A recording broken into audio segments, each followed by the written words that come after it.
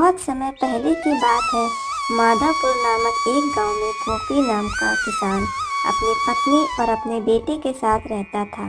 उसके पास एक छोटा सा खेत और 2 बैल थे, जिस पर खेती करके वह अपने परिवार का पेट पालता था। गोपी बहुत मेहनती और ईमानदार व्यक्ति था। एक बार की बात है, जब गोपी ने कड़ी मेहनत करके अपने खेतों में जुताई और बुआई की, पर बारिश न होने के कारण उसे चिंता होने लगी कि बारिश नहीं हुई तो उसकी फसल सूख जाएगी। इस चिंता में वह बैठा था, तभी उसकी पत्नी आई और उससे पूछने लगी, अजी सुनते हो गोलू के बाबा, इतने चुपचाप काहे बैठे हो, क्या सोच रहे हो?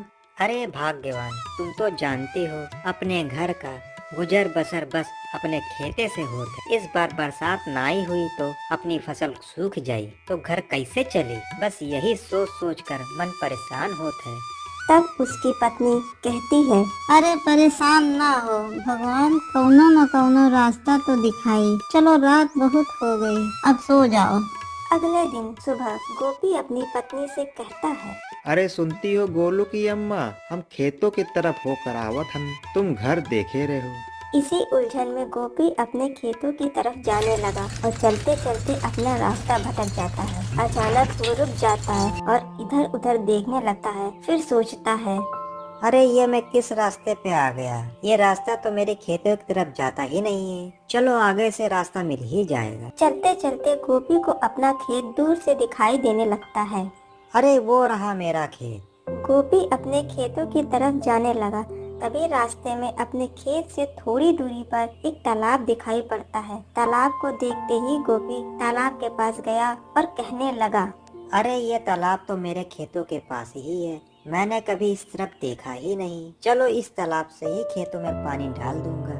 पास में खड़ा गिरधारी नामक व्यक्ति गोपी की सारी बातें सुन रहा था। वह तुरंत ही गोपी के पास गया और उसने कहा, अरे भैया, ये हमारा तालाब है, तो कैसे सोच सका तो पानी लेने के लिए? अरे चाचा, हमका खेतों के लिए पानी चाहिए। अरे बबुआ, पानी चाहिए तो तालाब खरीद लो। गोपी सोचता है कि अगर खेतों में पानी नहीं पड़ा तो फसल सूख जाएगी। यही सोचकर गोपी गिरधारी से कहता है, चाचा तालाब कितने में बेचोगे? अरे भैया, अगर तालाब लेक है तो 10,000 रुपए देख हुई। अरे चाचा, पैसे तो बहुत ज्यादा है। अरे भैया, हम तालाब बेच रहे हैं, शहरवा में बिके वाली पानी की बोतल नहीं। अगर तालाब चाहिए तो पैसा इतने ही देख पड़ी। गोपी गिरधारी से कहता है, ठीक है, कल मैं पैसे लेकर आ जाऊंगा। इतना कहकर गोपी अपने घर वापस चला जाता है। वह अपने मित्र से पैसे उधार लेता है और अगले दिन गिरधारी के पास जाने लगता है। गोपी गिरधारी के पास पहुंचता है और गिरधारी से कहता है, लो चाचा, ये लो पैसे, अब यह तालाब मेरा हुआ। हाँ हाँ, ये तालाब तुम्हारा हुआ। गोपी खुश हुआ कि अब उसके खेतों को पानी मिल जाएगा। गोपी जैसे ही तालाब से पानी निकालने के लिए जाता है, तभी गिरधारी ने आवाज लगाई, अरे रुको, ये क्या कर रहे हो तुम? अरे चाचा, खेतों में डालने के लिए पानी निकाल रहा हूँ। अरे अरे रुको, तालाब खरीदे हो, पानी नहीं। अगर पानी चाहिए तो 10,000 रुपया और दो, तो पानी और तालाब दोनों तुम्हारे हो जाएगी। गिरधारी की बातें सुनकर गोपी परेशान हो जाता है और घर वापस आ जाता है। वो सारी बातें अपनी पत्नी को बताता है। तभी उसकी पत्नी कहती है, चलो हम सरपंच जी के पास चली हुई, हमारी समस्या का कौनो न कौनो हल जरूर निकली है।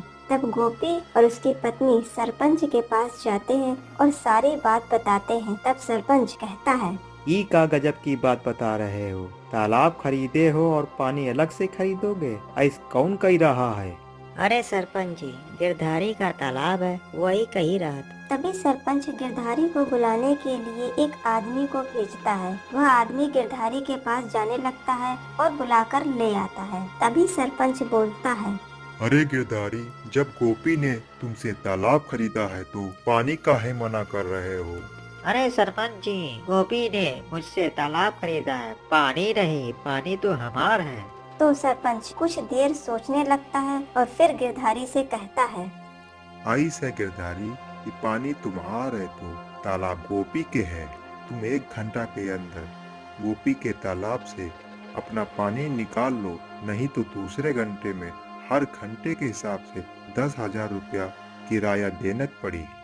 गिरधारी ये समझ चुका था कि अब उसकी चतुराई नहीं चल पाएगी। तभी गिरधारी कहता है,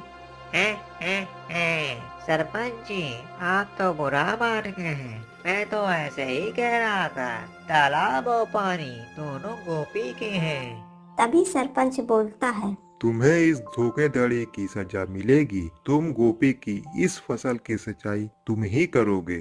अरे सरपंच जी, माफ कर दीजिए, तालाब और पानी सब गोपी का है, माफ कर दीजिए। तुमने लालच किया है तो इसका फल तो जरूर मिलेगा। इसके बाद गोपी और उसकी पत्नी खुशी खुशी अपने घर चले जाते हैं।